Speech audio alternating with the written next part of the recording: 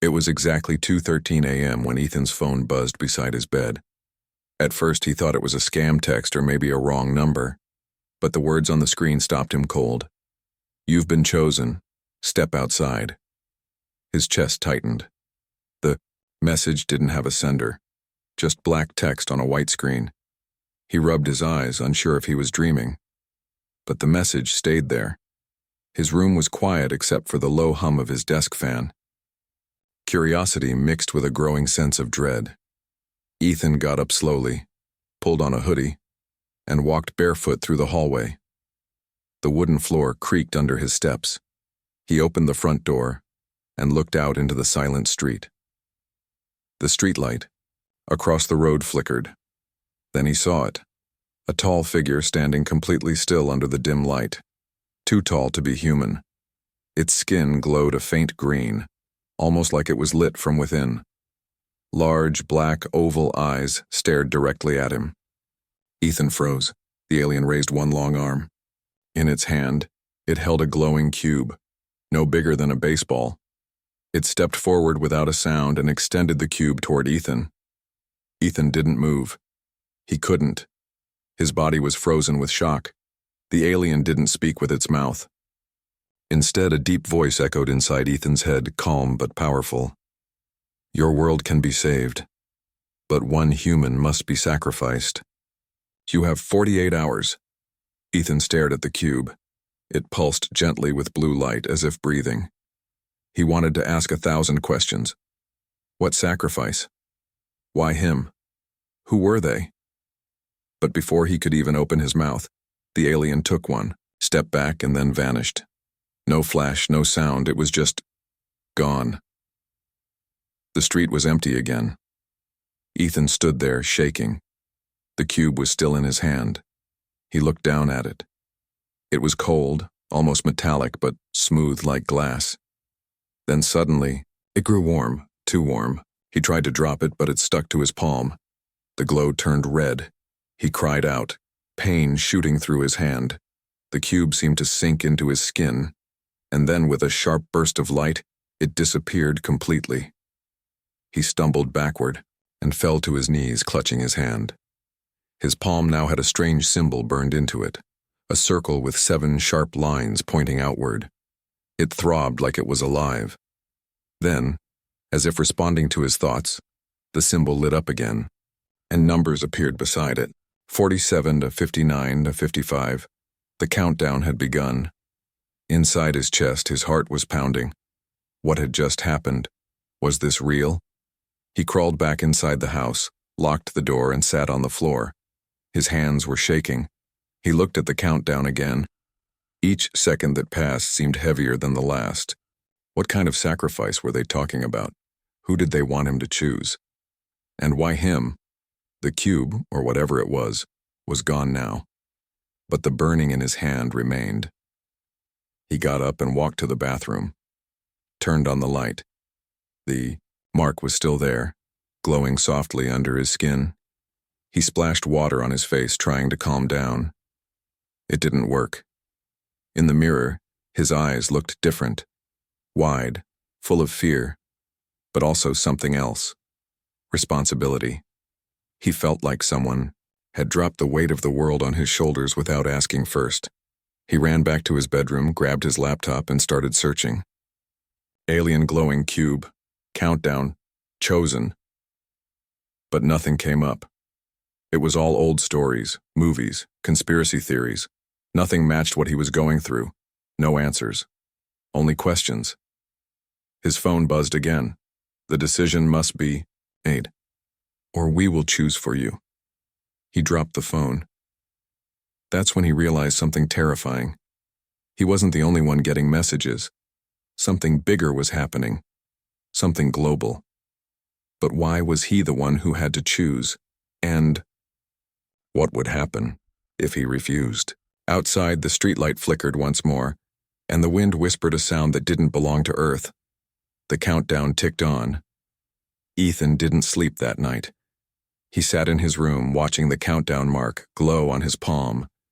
It was now down to 42 hours. Every second felt like it ticked louder than the last. He had tried to cover the mark with a bandage, but it kept burning through. It wasn't going away. By morning, the world outside looked the same. Calm, normal. Birds chirped. Cars passed, people walked their dogs. But Ethan knew something was wrong. Something was watching. He could feel it. He called his sister, Kara. She worked for a secret division in a government science lab. She was the only person he trusted. At first, she didn't believe him. But when she saw the symbol on his hand through a video call, her face went pale. "Don't move, I'm coming," she said. She arrived 40 minutes later in an unmarked black car. Inside her lab, they scanned Ethan's hand. The machine beeped strangely. "It's not a burn," she whispered. "It's broadcasting." "Broadcasting what?" Ethan asked. Kara stared at the screen. "Coordinates. It's sending a signal to something in orbit." Ethan's mouth went dry. "So they're watching me?" Kara nodded. "Not just you. I think this is part of something much bigger." She told him there had been strange readings over Earth's orbit for the last 3 days. Like ships, but not from Earth. Government satellites picked up energy pulses, but no one could trace them. Now it made sense. The alien from last night was part of it. And Ethan? He was chosen for something he didn't understand. Kara ran the cube data again. She managed to pull a small message from it, in English. "The chosen will carry the burden.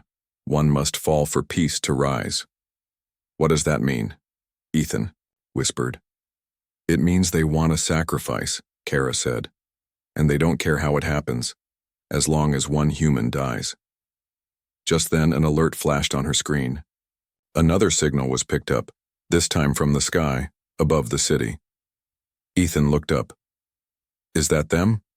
Kara's voice was quiet. "I think they're sending more." They drove back to Ethan's house together. The streets looked normal, but something felt off. Too quiet, too still. As they turned the corner to his neighborhood, they saw it. A man in a black coat standing in the middle of the road, motionless, no face visible. His head tilted slowly as they drove past him. Ethan looked back. The man was gone. Kara parked the car fast and grabbed her emergency kit. "Something's not right. We need to get underground now." They rushed to Ethan's basement. He didn't know what to think. His whole body was tense. "Why me?" he asked again. "Why not a soldier or a leader?" Kara looked at him. "Because you're not special. And that's what makes it terrifying. They're choosing regular people, people no one would suspect." Suddenly, the lights in the house blinked. The basement door slammed shut above them. Ethan's phone buzzed.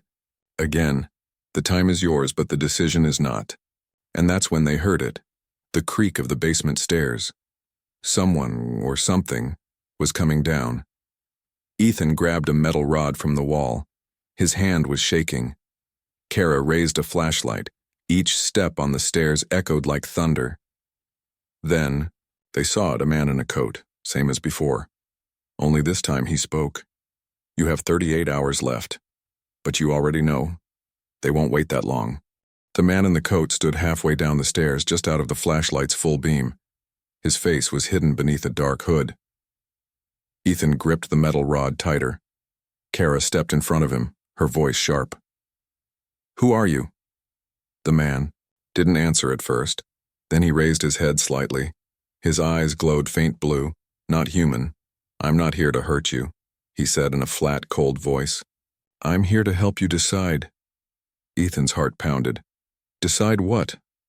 The man took a few more steps down. The air grew colder with each one. "You were chosen because you hesitate. You don't want to kill. That makes you useful to them." He pointed to Ethan's hand. "But your time is slipping." Ethan stared at the countdown, now at 37:20:43. "They said one human must be sacrificed. What if I don't choose anyone?" The man gave a half smile. "Then they will. And trust me, they won't pick just one." Kara moved closer. "What? Are you exactly human or alien?" "I was human," he replied. "Before I made the choice." Ethan stepped back. "You made a sacrifice?" The man nodded. Long ago, I was chosen like you, but I picked someone else, a stranger. I thought that would be enough. But the aliens, they watched the heart. They knew I didn't care. That made the death meaningless. They destroyed an entire city anyway. Ethan's voice shook. Then what do they want? A true sacrifice, the man whispered. A choice that hurts. A life that matters to you. Suddenly, Kara's phone buzzed. She looked at it. Her face went pale. It's not just you, Ethan, she said. Other people across the world. They've started receiving the same message, same cube, same demand. The man nodded. They've launched the test on a global scale now, and Earth is failing. He reached into his coat and pulled out a folded paper. This is the list, he said, handing it to Ethan. 3 names, people connected to you. Ethan opened it slowly. His hands trembled. Mason Carter, best friend, deceased. 2. Lisa Monroe, first love. 3. Paul Wren, former squad leader, discharged. Ethan's breath caught.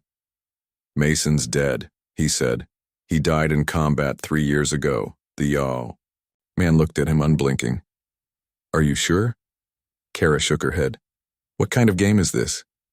No game, the man said. The aliens don't follow your rules. If they want to bring someone back, they will. Or create something that looks like them. They test your heart. Ethan dropped the list. I can't do this. I can't pick someone to die. The man moved closer. Then they will. And they'll choose someone random.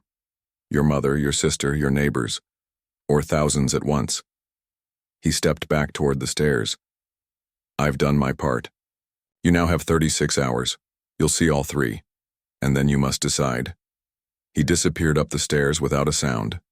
Kara and Ethan looked at each other. For a moment, neither spoke. Then the power went out. The scream outside echoed like metal, grinding against metal. Ethan froze. Kara grabbed her emergency flashlight again and moved to the window. She peeked through the curtain. There's no one out there, she whispered. But something's wrong, the air feels heavy. Ethan stared at his hand. The mark had changed. Now the outer lines pulsed, like it was reacting to something nearby. Suddenly a knock echoed from the front door. One knock, then another. Slow, deliberate, Ethan and Kara exchanged a look. Kara whispered, "Do not open it." But Ethan was already walking upstairs. Something was pulling him, not fear, not curiosity, something stranger. A deep, aching feeling in his chest. He opened the door, and there he was. Mason, same crooked smile, same deep brown eyes, same scar above his left eyebrow, the one he got during their last mission together, the one where Mason died. Mason? Ethan whispered. His best friend nodded. Hey man, long time. Ethan stepped back, stunned. You're dead. I buried you. I know, Mason said, voice soft, but I'm here now, and we don't have much time. Kara came to the door and froze. She hadn't met Mason, but she could tell from Ethan's face who this was. This can't be real, she said. Mason looked at her. Real is different. Now the aliens don't just watch, they build, they remember. And they gave me one chance to speak. Ethan stared at him. They brought you back? Mason shook his head. Not exactly. I'm not fully me, but I have my thoughts, my feelings, and my choice. He looked Ethan straight in the eyes. Pick me. Ethan's breath caught. What? Choose me, Mason said. Let me be the sacrifice. Maybe then this ends. Ethan stepped back. No. You already died for me once. I'm not doing that again. Mason smiled, but it was sad this time. That's the thing, Ethan. I came back because I did that. This is my second death. And this time, it has to mean more. Kara stepped forward. Why would the aliens let him talk to you? Mason turned to her. Because they know Ethan. They know he carries guilt. They're testing his heart, not his mind. Ethan clenched his fists. You're not real, you can't be. Mason took Ethan's hand, the marked one. Strangely, the pain stopped. The countdown slowed. For the first time in days, Ethan felt peace. That's what they want you to feel, Mason whispered. Peace in loss. But it has to come from choice. Then his form began to fade.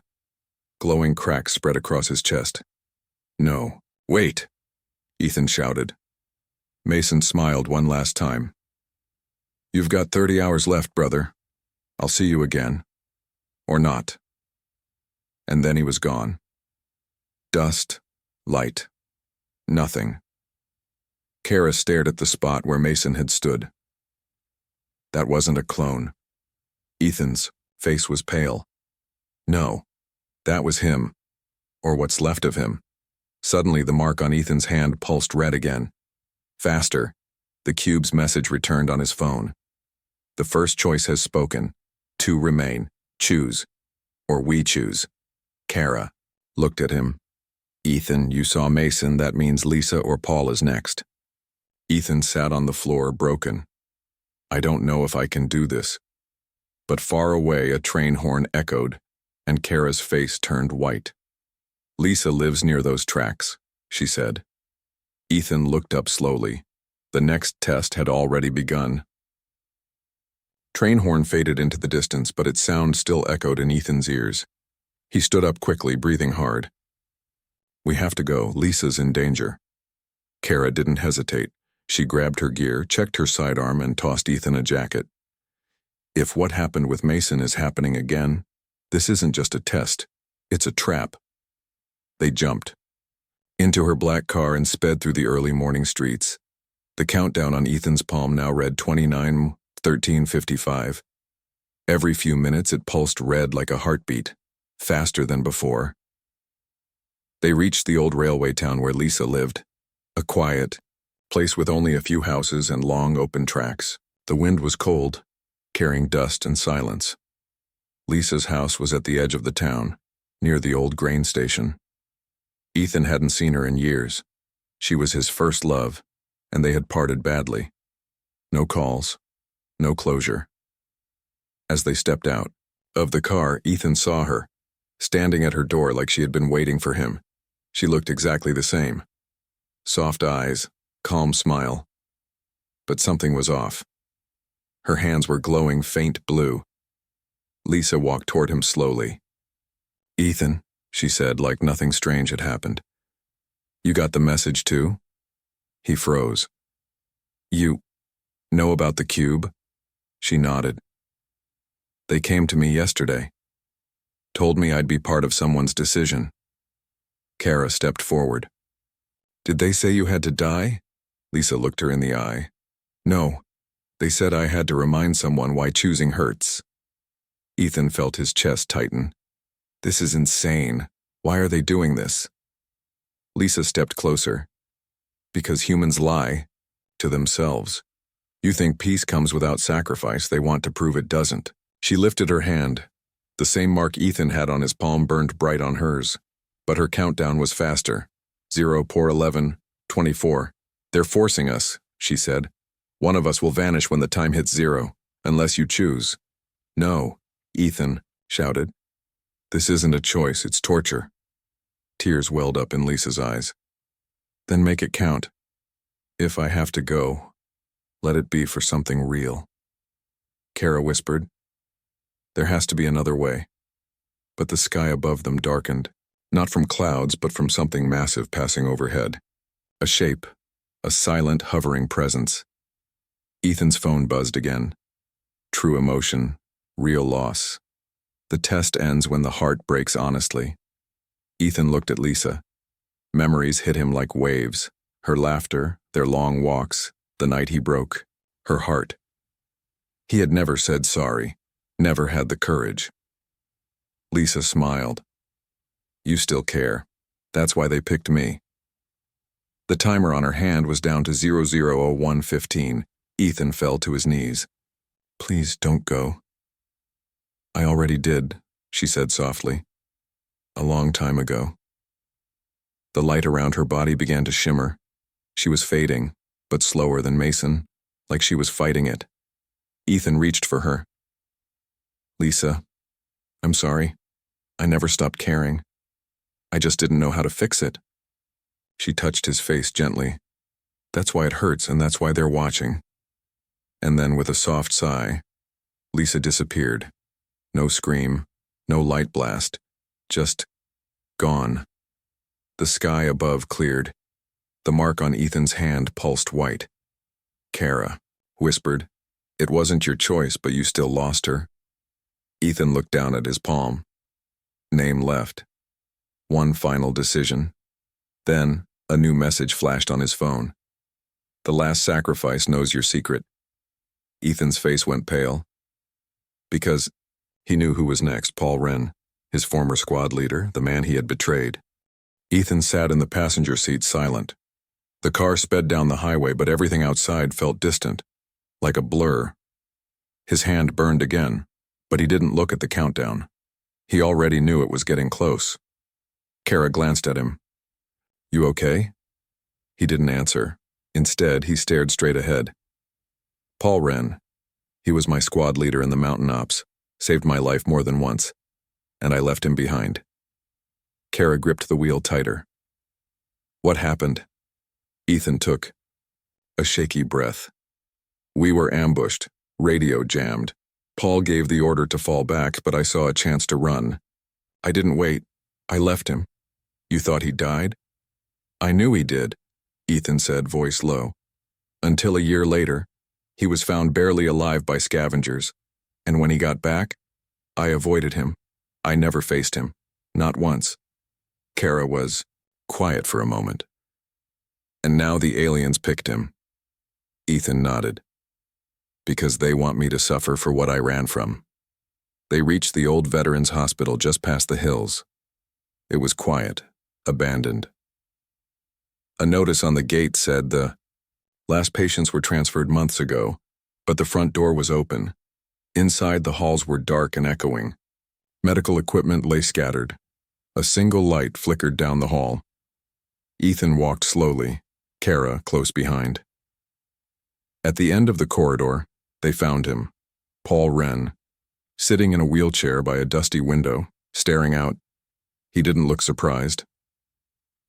Wondered how long it'd take you, Paul said without turning. His voice was rough, older. They told me you were coming. Ethan took a step closer. I didn't know you were alive. Paul held up a hand. Don't lie. You knew. You just didn't want to see me. Ethan lowered his head. You're right. Paul turned his chair toward them. His face was scarred. One eye was milky, white. But he still had the same power in his voice. They said I'd get a choice. Either I let you carry the burden, or I take it myself. Kara watched, tense. You'd sacrifice yourself? Paul looked at Ethan. I've done enough, living. Maybe this time I do something clean. No. Ethan stepped forward. I'm not letting anyone else carry my pain, not you, not Lisa, not Mason. Paul gave a tired smile. Then you finally grew up. The mark on Ethan's palm pulsed, brighter than ever. Paul rolled up his sleeve. The same countdown burned on his arm. 10. You can stop this, Paul said. You just have to mean it. Ethan dropped to his knees. His voice cracked. I'm sorry. For leaving you. For hiding from you. I hated myself and I thought, if I avoided you, it'd go away. It never does, Paul said quietly. But now you get to prove you've changed. Then something in the ceiling cracked. A strange hum filled the air. Kara looked up. They're coming. Paul looked toward the light. They said they wouldn't kill us. They said we'd vanish, but I don't believe them. Ethan stood. Then I'll do it. He pulled out the glowing cube and held it out. Take me, I'm ready. But nothing happened. Instead, Paul stood from the wheelchair. Slowly, painfully. You finally said it. That's all they wanted. And suddenly both countdowns stopped, then reset. Kara gasped. What just happened? The cube glowed, and a new message flashed. Sacrifice delayed. Final choice now belongs to another. Ethan looked at Paul. What does that mean? Paul shook his head. I don't know, but something's changed. The hospital lights shut off, and far above Earth something massive began to move in orbit, something no telescope had ever seen. The sky over Earth shifted. From every major observatory, scientists reported the same impossible reading. A dark object now orbited the planet, bigger than a moon. No heat, no reflection, just gravity and pressure. But Ethan didn't need a telescope. He could feel it. In his chest, in his bones. Back at Kara's safe house, silence filled the room. The cube sat on the table, still glowing, but its color had changed. Now it was deep crimson, almost bleeding. Ethan paced. They said the final choice belongs to another. What does that mean? Paul, still limping from the hospital escape, sat near the window. Maybe someone else got chosen. Maybe the test is moving to a new subject. Kara checked her laptop. Or maybe they picked someone who knows you, someone close. Just then, Ethan's phone buzzed. Unknown number. He answered. A voice. Quiet. Familiar. Ethan. It's Mom. He froze. Mom, I got a visit. A cube. They told me something terrible. That my son was part of a test. That I'd have to decide whether to save him. Ethan's throat tightened. No. No, they can't do this. They can't make you choose. They said I have 24 hours, she whispered. And if I don't choose, then they'll erase your town. Everyone in it. Ethan turned to Kara and Paul. They've changed the game. They're using my mother now.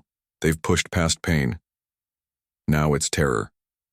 Paul stood slowly. This test, it's no longer about sacrifice. It's about control. Kara leaned forward. What if they're escalating? What if they're watching how far we'll go before we break? Ethan gritted his teeth. I'm not letting them take her. I'll surrender right now. But before he could move, the cube vibrated violently. It projected a hologram mid-air, an image of Earth surrounded by thousands of smaller red dots. One by one, they blinked into place. Each dot represented another cube, another human. The test had gone global. Kara stepped back. They've given this same choice to millions of people, Ethan whispered. Then this was never about me. The cube glowed again, showing a final message. Earth's collective heart must decide, one life to save all, or all must face silence. Ethan looked out the window. In the sky above, the stars flickered, like someone was dimming them. Then, the cube played a sound, a heartbeat, slowing, fading. The countdown reappeared on Ethan's hand. Kara turned to him. It's not over, but we have one shot. Ethan asked, What? She looked determined. We find the core cube, the source. If we destroy that, we end the test, and before your mom or anyone else has to choose. Paul cracked his knuckles. Then we go off-grid. Deep zone, that's where the signal originated, right? Ethan nodded. Near Black Ridge, the mountain they don't put on maps. Kara grabbed her bag. Then that's where we're going. As they drove into the dark, uncharted wilderness, the cube on the dashboard blinked once more. The last breath of Earth begins now. The road to Black Ridge was broken and twisted. An old military route buried under layers of forest and silence. Kara drove without headlights. They were too far from civilization now. No signals, no satellites. Ethan sat in the back, staring at the cube. Its glow had faded to a dull red. The countdown on his palm blinked. 1:43:52. Paul loaded the last of their gear. Once we're in, we don't get a second shot. If the core's really under that mountain, we're either saving the planet or joining whatever's inside. They hiked for hours through thick trees and strange static. Birds had stopped singing. Even the wind was still. At last they reached it, an ancient metal door, half buried in the mountain. No lights, No guards. Just rusted words etched in alien and human code. Observation Site Theta, not Earth's. Kara whispered. This isn't a bunker. It's a listening post. Paul pulled the door open with a metal crank. Cold air rushed out. Inside, long hallways stretched endlessly, carved in stone and steel. Strange symbols glowed on the walls. Ethan's palm burned. They reached a circular chamber. In the center hovered a massive cube, 5 times bigger than the one Ethan carried.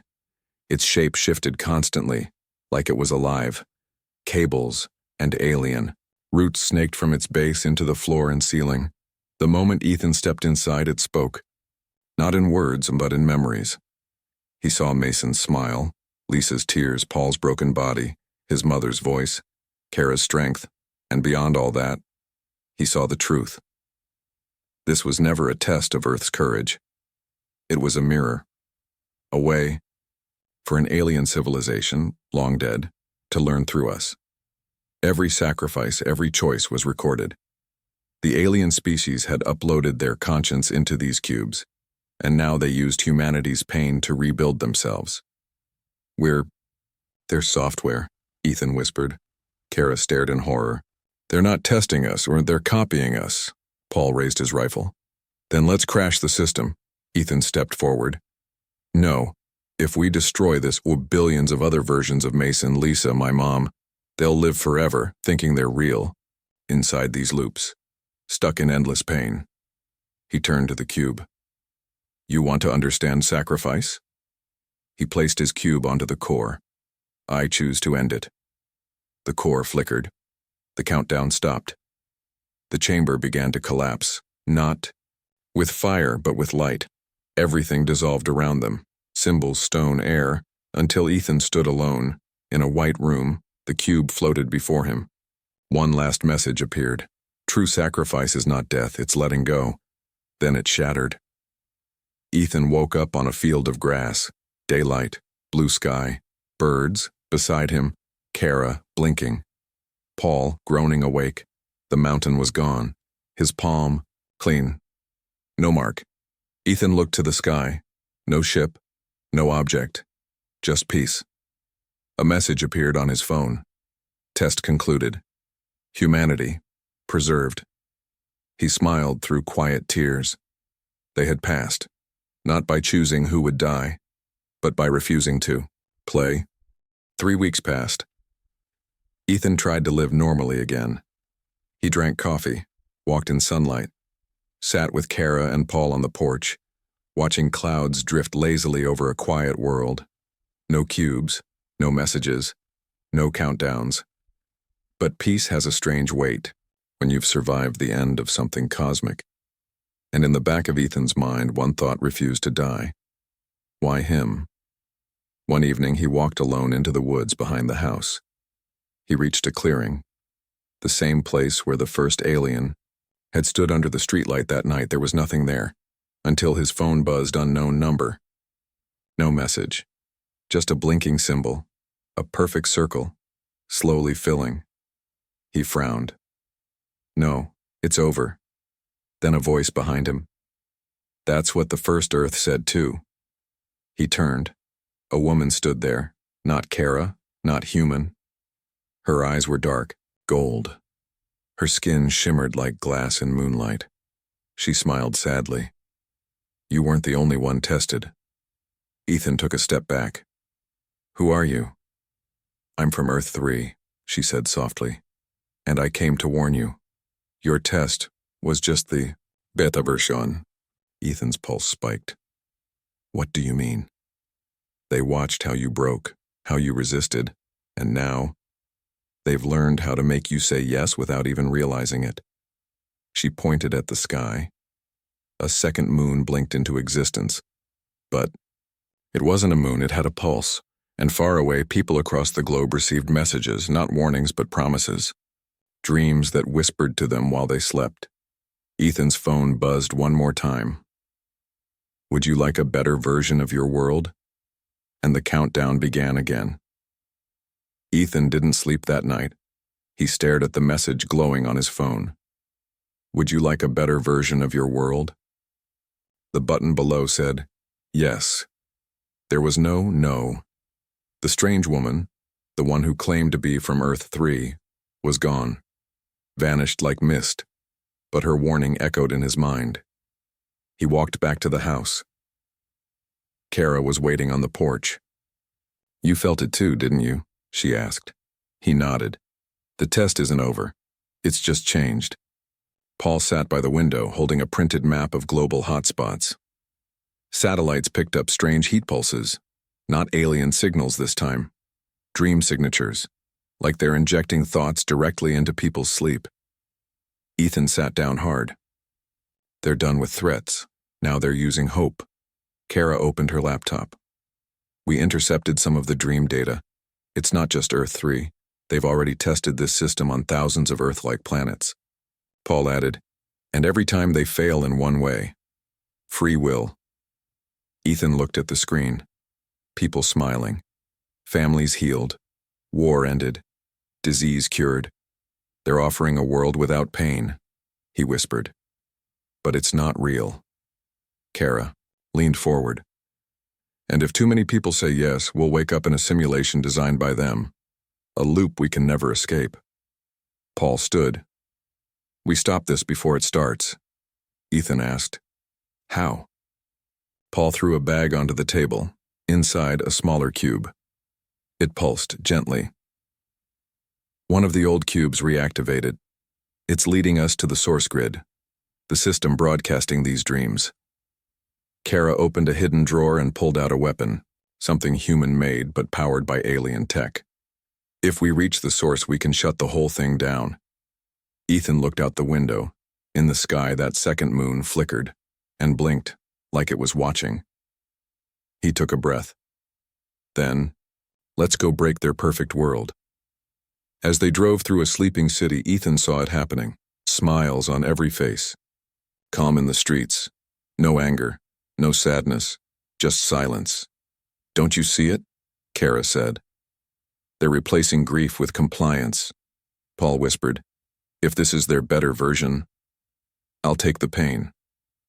They reached the hills. Above them, a strange doorway appeared, a hole in the air glowing like liquid silver. The cube in Paul's hand spoke for the first time. Only one may enter. Only one decision required. Ethan stepped forward. Then I'll do it. Kara grabbed his arm. If you go in, I know. He turned. I've faced fear. I've faced guilt. Now I face the lie. And he walked through the light. Inside was Earth, perfect, clean. His wife Lisa stood smiling. Mason waved. His mother laughed. Even Paul and Kara were there, healed, whole, happy, but none of them spoke. He walked through it. Touched things. Felt the sun. Then a voice whispered in his mind. Choose this world. Stay. Forget. Ethan fell to his knees. It felt so real. Tears ran down his face. But then he remembered something. Pain. Loss. The truth in Paul's voice. The strength in Kara's fight. And the moment his wife had died in his arms, real arms, he stood up. No. He whispered. The fake world flickered. The perfect sky cracked, and everything shattered into white. When Ethan opened his eyes, he was back on the hill. The cube was dust. The second moon was gone. People across the world were waking, confused, emotional, but free. Kara ran to him. You did it. Ethan nodded. Not just me. Paul grinned. So, what now? Ethan looked up at the real stars. Now then we choose our future.